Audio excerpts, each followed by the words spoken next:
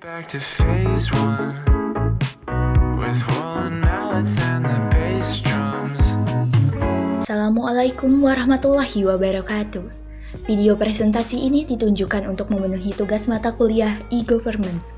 Kami dari kelas D semester 5 jurusan Administrasi Publik, Fakultas Ilmu Sosial dan Politik, UIN Sunan Gunung Jati, Bandung. Kali ini kami dari kelompok 6 yang terdiri dari 5 orang anggota, yaitu Muhammad Rai, Mumtaz Amri Rai, Nadia Nuraini, Mira Adriani, dan saya sendiri Nur Ajijah akan memaparkan terkait relasi G2G atau Government to Government. Materi yang pertama yaitu What is G2G? G2G refers to the relationship between government organization either between different governmental levels or between government and government agencies. Describe that G2G sector represent the backbone of e-government. Selanjutnya, focus-based G2G interaction. Yang pertama, regional institution. This point is related to the regional governance, which goal is establishing a good regional governance and clean regional government. Based on this, the central government and regional governments should focus on optimizing the government activities and alter it to become more effective and efficient. Yang kedua dari regional finance, in the context of G2G interaction, it relates to the fiscal balance as regulated by the law concerning fiscal balance between central government and regional governments, and law concerning management checks and state finance responsibility. Seperti diketahui, salah satu dasar pendanaan pemerintah daerah adalah anggaran pendapatan dan belanja negara atau APBN. Oleh karena itu, setiap penggunaan keuangan oleh pemerintah daerah yang bersumber dari APBN harus dipertanggungjawabkan kepada pemerintah pusat. Aplikasi seperti Mantra sebagai jembatan dalam pertukaran data antara pemerintah pusat dan daerah. Yang ketiga ada regional development. Peningkatan interaksi G2G di sektor ini menyangkut sinkronisasi perencanaan pembangunan daerah dan perencanaan pembangunan nasional melalui integrasi data dan analisis antara pemerintah pusat dan pemerintah daerah. Misalnya dengan menggunakan aplikasi Mantra atau sistem e-Musrenbang yang diterapkan di Jakarta. Yang keempat ada public service. Also, this point seems to be more relevant to the G2C sector. It's actually closely tied to the G2G sector, especially on the distribution of concerned government. Oleh karena itu, pemerintah harus memprioritaskan digitalisasi dan penyederhanaan layanan terkait layanan dasar termasuk pendidikan, kesehatan, dan perdamaian, ketertiban umum, dan perlindungan publik. Informasi mengenai pelayanan publik khususnya yang berkaitan dengan pelayanan dasar harus diintegrasikan ke dalam database melalui aplikasi seperti Mantra, agar pemerintah pusat dapat memperoleh informasi sebanyak-banyaknya tentang bagaimana pelayanan publik dilaksanakan oleh pemerintah daerah, serta informasi mengenai aplikasi dan layanan yang telah dikembangkan atau dibuat oleh berbagai pemerintah daerah hingga pada akhirnya mengembangkan aplikasi yang dapat diimplementasikan di seluruh wilayah Indonesia. Interaksi G2G berbasis fokus yang bersumber dari ketentuan pengawasan umum dalam UU Pemerintahan Daerah diharapkan dapat mempercepat implementasi e-government di Indonesia seiring dengan perkembangannya. Interaksi G2G lebih terarah dan terintegrasi namun tetap sesuai dengan peraturan perundang-undangan yang berlaku. Peningkatan interaksi G2G tentunya akan memperkuat landasan tata kelola sehingga dapat berjalan lebih efektif, efisien, akuntabel, serta meningkatkan pelayanan publik oleh aparatur. Untuk materi selanjutnya yaitu mengenai contoh aplikasi dan website G2G. Yang pertama adalah aplikasi Mantra. Aplikasi Mantra adalah aplikasi yang dikeluarkan oleh pemerintah Kabupaten Pelalawan Riau, bermanfaat untuk menjembatani pertukaran data antar instansi pemerintah meskipun berbeda database, aplikasi maupun sistem operasinya. Aplikasi Mantra dapat difungsikan sebagai GSB atau Government Service Bus dan Web API, Application Programming Interface. GSB merupakan suatu sistem yang mengelola integrasi informasi dan pertukaran data antar instansi pemerintah. GSB mampu mensinergikan informasi dari berbagai Web API, Application Programming Interface, yang dapat dipandang sebagai media interoperabilitas sistem informasi. Lalu yang kedua ada aplikasi Simaya, Administrasi Perkantoran Maya. Aplikasi ini merupakan digitalisasi dari Peraturan Menteri PAN dan RB nomor 6 tahun 2011 tentang tata naskah Dinas elektronik di lingkungan instansi pemerintah, namun dalam penerapannya belum digunakan sepenuhnya oleh SKPD yang ada di Kabupaten Pelalawan. Lalu yang ketiga ada aplikasi SIMDA. Aplikasi ini yang dikeluarkan oleh BPKP untuk meningkatkan akuntabilitas keuangan dan kinerja pemerintah daerah sejak tahun 2003. Deputi Pengawasan Bidang Penyelenggaraan Keuangan Daerah mengembangkan sistem informasi manajemen daerah atau disebut dengan SIMDA. Lalu yang keempat adalah website Pengadilan Agama ND dan website Dinas Pendidikan Pemuda dan Olahraga Kabupaten ND. Kebutuhan untuk berinteraksi antar satu lembaga dengan lembaga lainnya setiap harinya tidak hanya berkisar pada hal-hal yang berbau informasi semata, namun lebih jauh lagi untuk memperlancar kerjasama antar instansi atau lembaga dan kerjasama antar entiti-entiti atau yang termasuknya yaitu masyarakat, industri, perusahaan, dan juga yang lainnya. Dalam melakukan hal-hal yang berkaitan dengan administrasi, perdagangan, proses-proses politik, mekanisme hubungan sosial dan budaya, dan lain sebagainya. Terkait inovasi pemerintah Kabupaten ND dalam penerapan e-government to government, pemerintah Kabupaten ND membuat inovasi, yakni dengan menginstruksikan setiap lembaga atau instansi untuk membuat website sendiri, yang tujuannya adalah agar pemerintah dapat memantau aktivitas kelembagaan lewat website yang dibuat tanpa harus terjun langsung ke lembaga yang bersangkutan.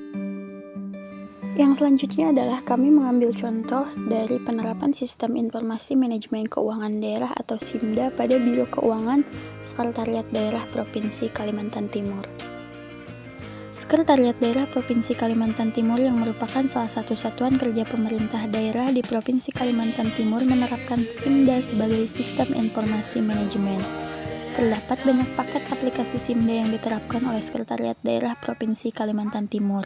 Di antaranya adalah SIMDA bidang keuangan yang membantu dinas mengolah data keuangan serta melaporkan data keuangan ke instansi di atasnya.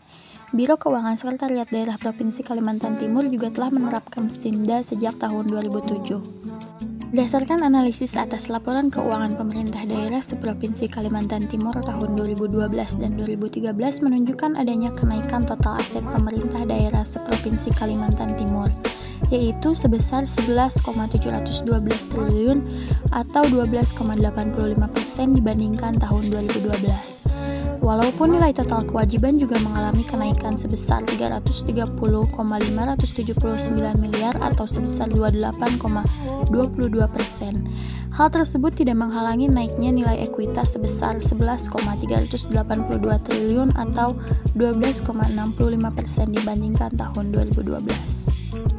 Dalam penerapan SIMDA yang telah dilaksanakan sejak tahun 2010 di Provinsi Kalimantan Timur, pemerintah Provinsi Kalimantan Timur baru mendapatkan predikat WTP atau wajar tanpa pengecualian pada tahun 2012 dan 2014. Hal ini mengalami peningkatan dalam kualitas laporan keuangan setelah penerapan aplikasi SIMDA, di mana dapat dilihat bahwa penggunaan aplikasi SIMDA memberi pengaruh yang signifikan dalam meningkatkan kualitas laporan keuangan. Nah, selanjutnya dalam prakteknya terdapat beberapa kendala yang dihadapi dalam penerapan SIMDA di Biro Keuangan Sekretariat Daerah Provinsi Kalimantan Timur. Yang pertama adalah sumber daya manusia. Sumber daya manusia adalah salah satu faktor penting yang menjadi dasar keberhasilannya penerapan SIMDA, sehingga kualitas dan kuantitas dari SDM itu sendiri juga menjadi faktor penting yang harus diperhatikan. Yang kedua adalah teknologi. Dukungan terhadap penerapan SIMDA keuangan juga akan berjalan lancar apabila didukung dengan teknologi yang memadai. Karena dalam penerapan SIMDA ini sendiri terkadang masih muncul permasalahan teknis yang sering terjadi. Selain human error itu sendiri, masalah teknis itu meski kecil tapi masih tetap harus dilakukan antisipasi. Antisipasi yang paling pertama dilakukan adalah mengetahui jenis masalah teknis yang sering muncul. Dan yang terakhir adalah infrastruktur, yang memadai merupakan komponen yang penting dalam penerapan program SIMDA, sehingga infrastruktur tersebut harus sangat memadai agar pelaksanaannya dapat berjalan. Selanjutnya adalah terdapat beberapa upaya yang dilakukan dalam mengatasi kendala penerapan SIMDA pada Biro Keuangan Sekretariat Daerah Provinsi Kalimantan Timur. Upaya ini dibagi menjadi dua. Yang pertama adalah necessary condition atau kondisi yang diperlukan. Ini terdiri dari komitmen dari para pemimpin mengenai sistem akuntansi berbasis akrual sudah dibangun semenjak adanya peraturan pemerintah muncul. Dengan adanya sistem akuntansi berbasis akrual, maka diharapkan mampu menghasilkan laporan keuangan daerah yang lebih real dan sesuai dengan input maupun outputnya. Oleh karena itu, dengan adanya aplikasi Simda Keuangan dapat membantu pengelolaan keuangan berbasis akrual lebih mudah, karena sistem Simda Keuangan yang terintegrasi secara langsung dan bersifat online mampu memudahkan pengawasannya. Yang selanjutnya adalah kapasitas SDM. Masa awal penerapan akuntansi basis akrual pemerintahan memerlukan SDM yang menguasai akuntansi pemerintahan. Maka pemerintah perlu secara serius menyusun perencanaan SDM di bidang akuntansi pemerintahan. SDM yang ada di Biro Keuangan memiliki beberapa kekurangan, di antaranya dari segi jumlah dan kemampuan yang mampu memahami dalam penerapan Simda Keuangan ini masih sedikit. Hal tersebut ditunjukkan dari rata-rata latar belakang pendidikan para pengelola Simda Keuangan yang tidak memiliki latar belakang tentang IT dan akuntansi. Secara tidak langsung, yang tidak memiliki kompetensi tersebut baru mendapatkan pengetahuan mengenai Simda Keuangan setelah mengikuti beberapa pelatihan yang diadakan di Biro Keuangan. Lalu ada dana pemeliharaan. Dana pemeliharaan yang dianggarkan oleh Biro Keuangan Sekretariat Daerah Provinsi Kalimantan Timur untuk pemeliharaan yaitu sebesar 800 juta rupiah. Dana pemeliharaan yang dianggarkan oleh Biro Keuangan Sekretariat Daerah Provinsi Kalimantan Timur antara lain pemeliharaan dokumen-dokumen yang terkait, pemeliharaan peralatan kantor, pemeliharaan komputer baik aplikasi atau sistem pemeliharaan jaringan internet. Dilihat dari kondisi yang ada dan realisasi anggaran selama ini di Biro Keuangan Sekretariat Daerah Provinsi Kalimantan Timur, anggaran yang sudah ada ini masih kurang. Hal tersebut juga mengganggu upaya-upaya yang dilakukan oleh Biro Keuangan dalam melakukan upaya untuk meningkatkan kinerja dan infrastruktur menjadi penunjang dalam penerapan Simda Keuangan. Nah, untuk yang kedua adalah sufficient condition, yaitu kondisi yang cukup. Ini terdiri dari yang pertama adalah prosedur. Sistem dan prosedur yang menjelaskan teknik-teknik pencatatan, penyiapan dokumen, sampai dengan basis akrual penuh. Dengan menggunakan aplikasi Simda Keuangan, sistem dan prosedur seperti sistem penganggaran, sistem penata usahaan, dan sistem akuntansi dan pelaporan dapat mempermudahkan kinerja para pegawai dalam pengelolaan keuangan daerah. Sehingga Biro Keuangan menerapkan program tersebut dengan harapan mampu menghasilkan hasil laporan keuangan daerah yang sesuai dengan standar akuntansi negara. Yang selanjutnya adalah teknologi. Aplikasi penata usahaan dan akuntansi yang mengakomodasi basis akrual di dalamnya agar penerapan basis akrual ini dapat sesuai harapan. Dengan penerapan aplikasi Simda di seluruh SKPD terintegrasi langsung dengan Biro Keuangan mampu memberikan kemudahan serta kecepatan dan ketepatan dalam melakukan pelaporan keuangan. Penerapan teknologi aplikasi Simda dijalankan oleh tim yang dibentuk khusus untuk melakukan penerapan, yaitu tim pengelola Simda. Meskipun dalam penerapan teknologi tersebut masih terkendala dengan masalah teknis seperti jaringan internet yang kadang masih terhambat, tetapi Biro Keuangan mencoba melakukan upaya peningkatan dengan menyediakan Wi-Fi tersendiri. Meskipun jaringan Wi-Fi portable yang dimiliki hanya mampu menjangkau perangkat secara terbatas. Jaringan internet yang masih belum memadai ini diharapkan segera ditingkatkan lagi oleh Biro Keuangan agar mampu memberikan hasil penerapan Simda yang lebih baik lagi. Selain itu juga melakukan antisipasi yang baik terhadap segala bentuk kegagalan terhadap sistem yang dapat mengakibatkan tertundanya proses pengolahan data keuangan seperti pengadaan cadangan besar bahwa penerapan Simda Keuangan di Biro Keuangan Sekretariat Daerah Provinsi Kalimantan Timur telah berjalan dengan baik. Hal ini dapat dilihat dari hasil yang dicapai setelah penerapannya, karena dapat lebih cepat, akurat, dan tepat waktu. Simda Keuangan juga membantu memudahkan proses penyusunan laporan keuangan, karena pegawai tinggal mencatat atau menginput data pada sistem. Simda Keuangan terbagi atas 3 bagian, yaitu bagian penata usahaan, bagian penganggaran, bagian akuntansi, dan pelaporan, di mana setiap bagian bekerja secara terintegrasi dan saling berhubungan satu sama lainnya. Kendala yang dihadapi dalam penerapan SIMDA di Biro Keuangan Sekretariat Daerah Provinsi Kalimantan Timur yaitu ada beberapa aspek, di antaranya dari segi sumber daya manusia atau SDM yang masih terdapat beberapa kekurangan dari segi kuantitas dan juga kualitas. Masih kurangnya pengetahuan mengenai SIMDA yaitu kurangnya tenaga ahli IT dan pelaksana SIMDA yang berlatar belakang akuntansi. Dari segi infrastruktur, terdapat kekurangan dari jumlah komputer atau laptop dan jaringan internet yang masih terbatas. Upaya yang dilakukan Biro Keuangan Sekretariat Daerah Provinsi Kalimantan Timur yaitu memberikan beberapa pelatihan mengenai penerapan SIMDA yang ditunjukkan untuk para pelaksana SIMDA. Tidak hanya ada di Biro Keuangan saja, akan tetapi pelatihan tersebut ditujukan bagi seluruh SIMDA di setiap SKP. Materi selanjutnya yaitu tujuan pengembangan program aplikasi sistem informasi manajemen daerah berdasarkan produktivitas.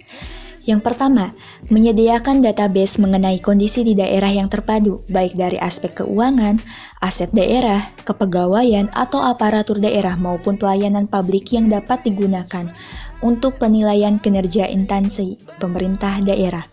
Yang kedua, menghasilkan informasi yang komprehensif, tepat, dan akurat kepada manajemen pemerintah daerah.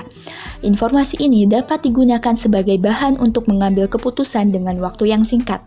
Yang ketiga, mempersiapkan aparat daerah untuk mencapai tingkat penguasaan dan pendayagunaan teknologi informasi yang lebih baik. Yang keempat, memperkuat basis pemerintah daerah dalam melaksanakan otonomi daerah. Aplikasi SIMDA digunakan pada organisasi pemerintah daerah secara terintegrasi satu dengan yang lainnya. Yang kelima, mempercepat penyampaian informasi. Kenapa? Karena penggunaan sistem informasi sejumlah besar informasi yang berguna dapat dikumpulkan dan dilaporkan kepada atasan dengan segera. Apa yang terjadi di berbagai bagian dapat diketahui dalam sekejap. Yang keenam, mempermudah pekerjaan yang dilakukan. Pengguna sistem informasi merasa bahwa menggunakan sistem tersebut mudah. Mereka tidak memerlukan effort banyak untuk menggunakannya, sehingga mereka akan lebih banyak waktu untuk mengerjakan hal lain yang kemungkinan akan meningkatkan kinerja mereka secara keseluruhan. Dan yang terakhir, meningkatkan kepuasan pengguna. Jika semakin baik kualitas sistem dan kualitas output sistem yang diberikan, dengan cepatnya waktu untuk mengakses dan kegunaan dari output sistem akan menyebabkan pengguna tidak merasa enggan untuk melakukan pemakaian kembali. Dengan demikian, intensitas pemakaian sistem akan meningkat. Pemakaian yang berulang-ulang ini dapat dimaknai bahwa pemakaian yang dilakukan bermanfaat bagi pemakai. Tingginya derajat manfaat yang diperoleh, maka mengakibatkan pemakai akan lebih puas. Saya akan sedikit menjelaskan tentang demokrasi yang salah satu poinnya adalah partisipasi politik. Demokrasi adalah bentuk pemerintahan di mana semua warga negara memiliki hak setara dalam pengambilan keputusan yang dapat mengubah hidup mereka. Demokrasi mengizinkan warga negara berpartisipasi baik secara langsung ataupun melalui perwakilan dalam perumusan, pengembangan, dan pembuatan hukum. Nah, dalam era reformasi kita mengenal bahwa laporan keuangan instansi pemerintahan atau LAKIP, nah itu adalah salah satu langkah yang cukup signifikan atau cukup bagus karena semua masyarakat dapat mengevaluasi dan dapat meninjau bahwa sejauh mana akuntabilitas, sejauh mana transparansi pemerintahan daerah yang kalian singgahi gitu kan. Dan pada tahun itu tersebut, pada era reformasi tersebut ada 3 undang-undang yang diluncurkan. Yang pertama adalah UU nomor 17 tahun 2003 tentang keuangan negara, UU nomor 1 tahun 2004 tentang perbendaharaan negara, dan UU nomor 15 tahun 2004 tentang pertanggungjawaban keuangan negara. Semangat reformasi terlihat dari ketentuan-ketentuan yang terkait dengan asas-asas umum pengelolaan keuangan negara yang mengakomodasikan praktik-praktik terbaik dalam kaitannya dengan penyelenggaraan good governance. Diperkenalkannya asas akuntabilitas berorientasi hasil ataupun result-oriented accountability yang umumnya dikenal dengan istilah akuntabilitas kinerja dan transparansi dalam pengelolaan keuangan negara merupakan perubahan paradigma yang sangat signifikan. Oleh karena itu, muncullah sebuah laporan keuangan dari setiap daerah yang mana dapat ditinjau serta dievaluasi oleh masyarakat luas. Nah, pada hakikatnya penerapan SIMDA itu sendiri memiliki tujuan untuk dapat mempermudah kerja dari pegawai dalam menyusun laporan keuangan dan data keuangan sehingga mampu memberikan efektivitas dan efisiensi. Yang pertama, sebagai tempat tukar menukar informasi bagi setiap unit kerja sama pemerintahan, koneksitas jaringan SIMDA. Terus yang kedua, sebagai alat komunikasi langsung dengan menggunakan webcam baik unit kerja penerima koneksitas jaringan SIMDA. Nomor 3, sebagai salah satu media kontrol bagi realisasi kegiatan baik capaian fisik maupun penyerapan pidananya. Nomor 4, sebagai media awal bagi pelaksanaan e-governance. Dan yang terakhir sebagai sarana untuk pelaksanaan good governance. Manfaat yang diperoleh oleh pemerintahan daerah dengan menggunakan sistem aplikasi SIMDA keuangan daerah terintegrasi adalah sebagai berikut. Yang pertama, database terpadu, tidak perlu input berulang-ulang data yang sama. Yang kedua, data yang sama akan tercek dan recheck secara otomatis, yang artinya validasi data akan terjamin. Yang ketiga, fleksibel, dapat menghasilkan informasi sesuai kebutuhan, yang dimana output dapat disesuaikan menurut perundang-undangan yang berlaku dan output dapat disajikan berdasarkan kebutuhan manajemen pemerintahan daerah untuk mengambil seiring dengan gemar reformasi untuk terwujudnya good governance, maka sistem informasi manajemen keuangan daerah yang telah dibangun dapat menyediakan data dan informasi yang dimanfaatkan untuk mendukung kecepatan penyelenggaraan pemerintahan di daerah dan kecepatan merespon terhadap tuntutan masyarakat. Sampai dengan Januari 2014, program aplikasi SIMDA telah diimplementasikan di 364 Pemda dari 527 Pemda dan atau sebanyak 70% kurang. Sebagai contoh, Sekretariat Daerah Provinsi Kalimantan Timur yang merupakan salah satu satuan kerja pemerintahan daerah atau SKPD di Provinsi Kalimantan Timur menerapkan SIMDA sebagai sistem informasi manajemen. Terdapat banyak paket aplikasi SIMDA yang diterapkan oleh Sekretariat Daerah Provinsi Kalimantan Timur, diantaranya adalah SIMDA bidang keuangan yang membantu dinas mengolah data keuangan serta melaporkan data keuangan ke instansi di atasnya. Biro Keuangan Sekretariat Daerah Provinsi Kalimantan Timur juga telah menerapkan SIMDA sejak tahun 2007.